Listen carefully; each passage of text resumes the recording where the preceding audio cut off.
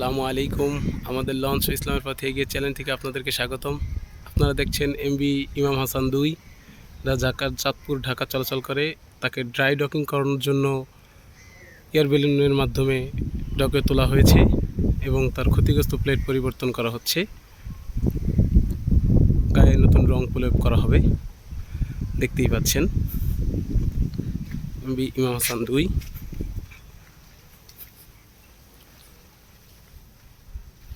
ক্ষতিগ্রস্ত প্লেট অপসারণ করে নতুন প্লেট লাগানো হবে এবং নতুন করে রং প্রয়োগ করা হবে।